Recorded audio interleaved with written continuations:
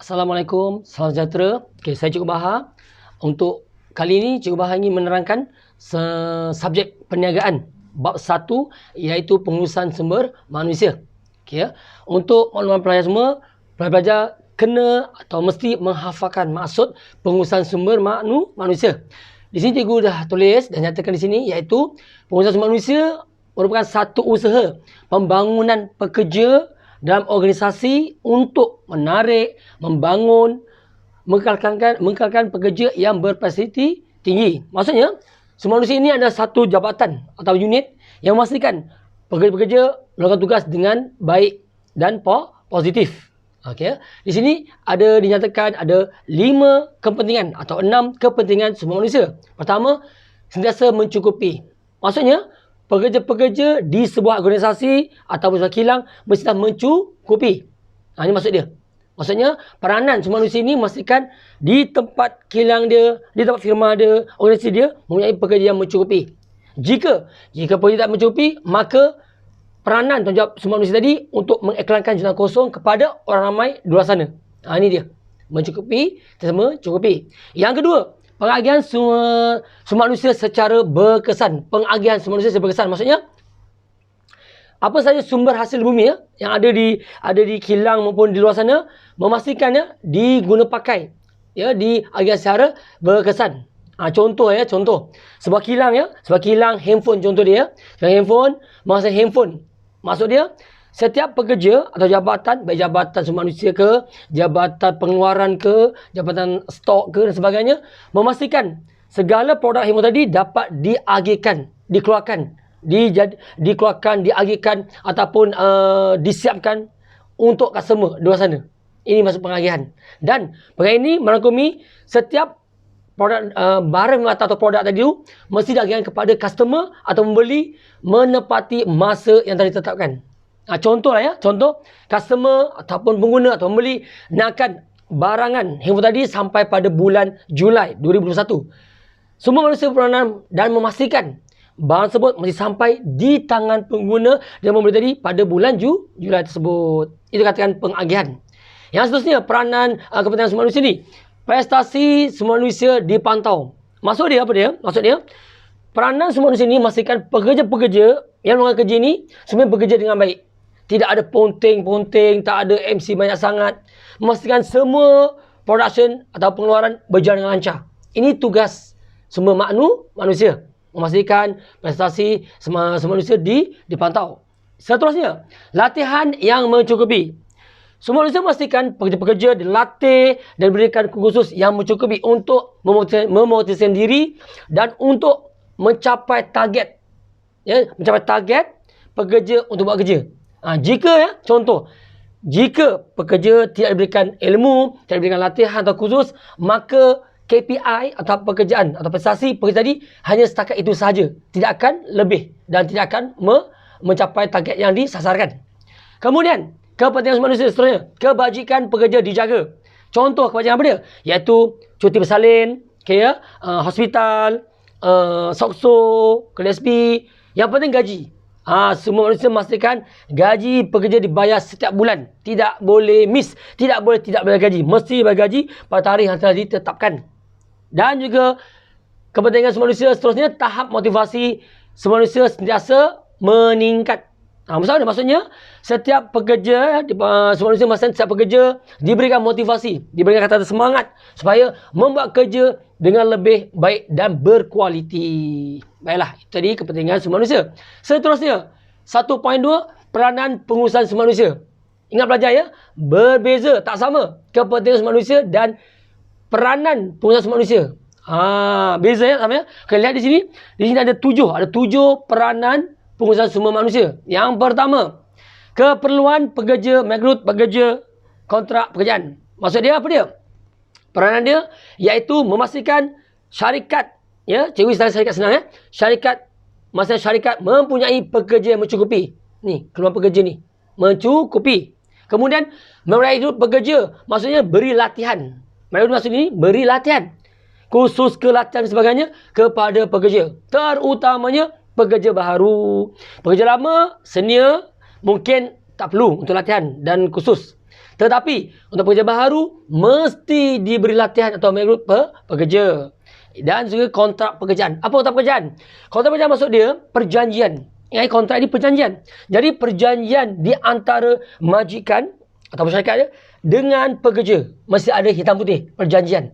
Ini kontrak ni. Kontrak ni perjanjian. Okay? So, pekerja yang diambil untuk bekerja mesti menandatangani satu perjanjian dengan syarikat. Contoh mungkin kontrak ni 3 bulan, 6 bulan, setahun. Mungkin kalau dah tetap sampai selama-lamanya lah. Tapi kebanyakannya sekarang ni, untuk syarikat sekarang ni, kebanyakannya mengambil pekerja sebagai pekerja sambilan sahaja. Ya? Kontrak 6 bulan, mungkin 6 bulan, mungkin 3 bulan, mungkin setahun sahaja. Ya? Ini kontrak pekerjaan. Ini mesti, ingat ya, pekerja semua, mesti menandatangani perjanjian antara syarikat dengan pekerja. Satu yang kedua, peranan pengusaha manusia. Yang kedua, iaitu membangunkan pasukan. Ya, memasukan maksudnya, dalam satu syarikat, mesti ada satu pasukan. Contoh, ini pasukan atau unit kewangan, unit pemasaran. Seperti contoh ya, unit pengeluaran, production, unit store. Ya, ini semua ni berpasukan. Ya, mengepasukan. Ya. Jadi, peranan manusia memastikan setiap syarikat, setiap tempat kerja dia, syarikat dia mesti ada pasukan. Pasukan apa? Pasukan yang membangunkan, yang mentadbir, yang melancarkan pengeluaran barang dan perkhidmatan. Ini sangat penting. Membangunkan pasukan. Mungkin contoh ya. Mungkin contoh saya lah. Saya seorang CEO. Saya bos syarikat kedai kereta contohnya. Saya akan memastikan mesti ada unit jabatan sumber manusia, unit pemasaran, akaun mesti ada ya. Jika semua ini kita panggil istilah pasukan ya. Jika pasukan ni semua tak ada ni, jadi saya akan bermasalah. Saya tak tahu untung rugi syarikat saya. Mungkin saya akan down. Ini contoh dia ya. Berpasukan. Kemudian peranan sumber manusia seterusnya iaitu prestasi pasukannya, memastikan setiap prestasi pasukan atau pekerja dalam pasukan tersebut sentiasa positif, sentiasa meningkat. Ya, sentiasa diberikan kata-kata motivasi, kata semangat. Dan juga kalau boleh kebanyakannya, kalau boleh pekerja ini diberikan satu inisiatif ya, atau satu satu bonus atau satu bonus atau satu target. Contoh ya, saya sebagai CEO, saya kata kalau pekerja saya semua dapat mencapai pengeluaran produk tahun ni sebanyak 10 juta, so saya akan beri bonus seorang dapat 5,000 contoh. Ini katakan ni. Pasti pekerjaan ni untuk mentackle, memancing pekerja agar semangat bekerja dan bermotivasi di sini. Prestasi pasukan. Okey. Yang keempat, latihan peningkatan kemahiran. Okey. Latihan peningkatan kemahiran maksudnya latihan kepada pekerja. Ya, pekerja dihantar kursus, mungkin kursus dalam kilang ya atau syarikat, ataupun mungkin kursus di luar.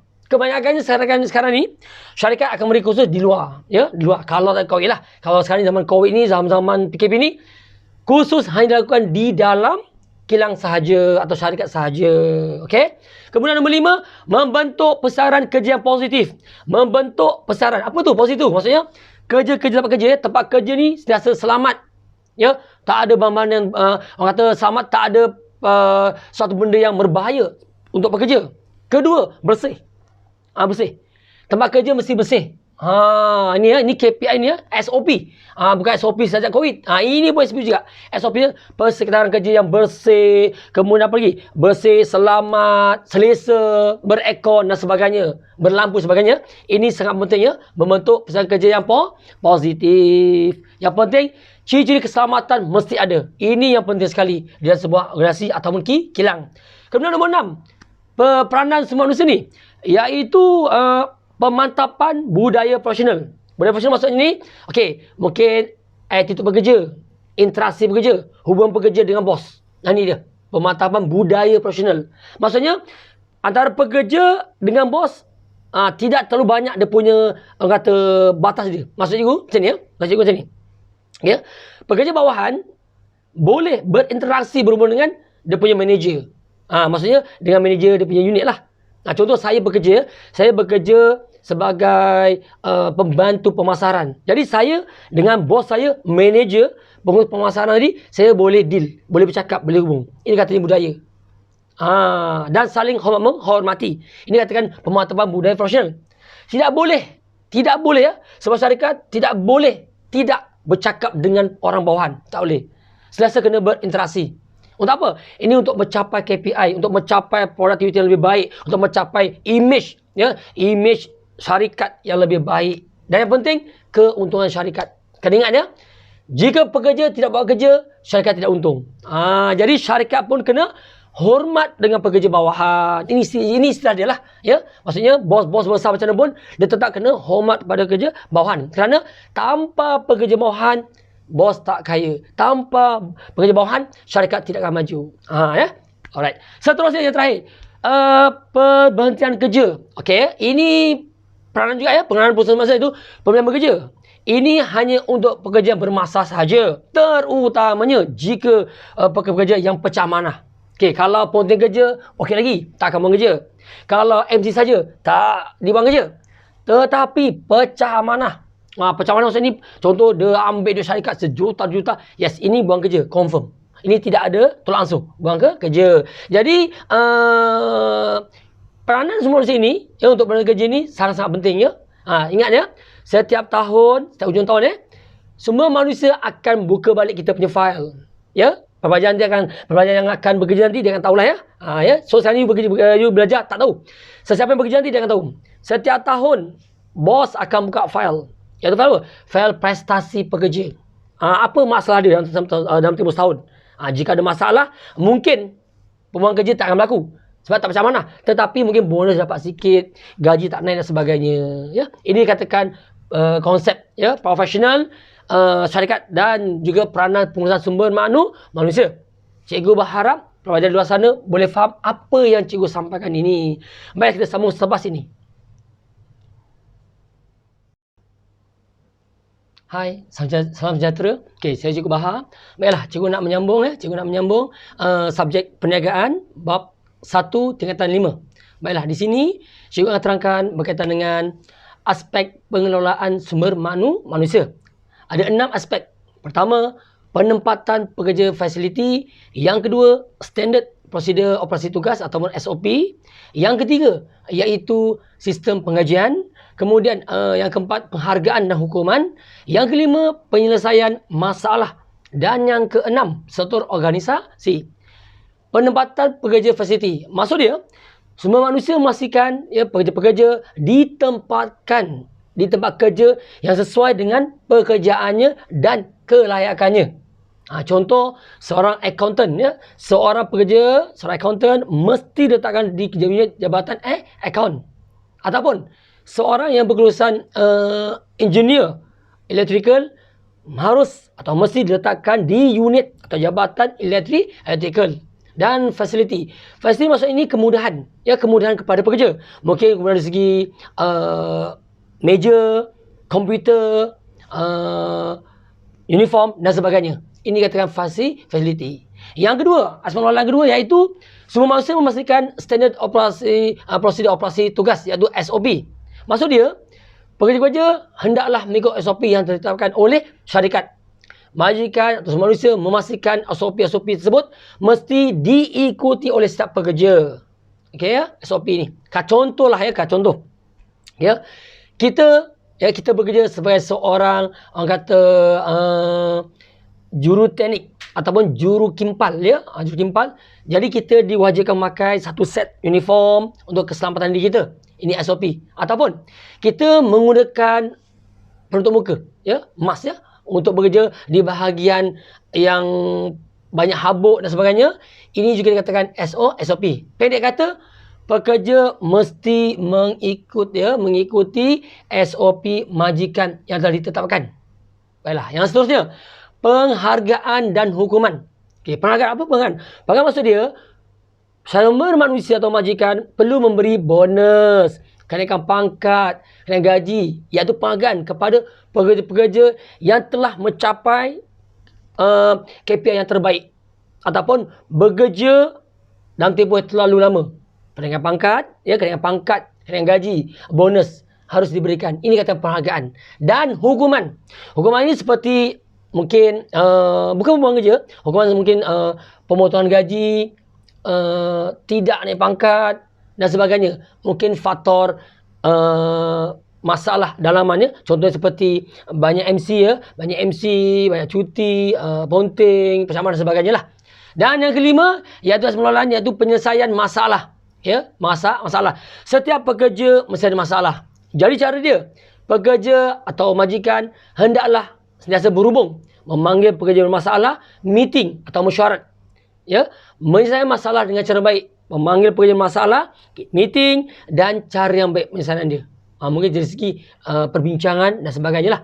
Dan yang keenam, aspek pengelolaannya semua manusia, iaitu struktur organisasi. Di sini cikgu menunjukkannya struktur organisasi sebuah syarikat. Contoh dia, pengurus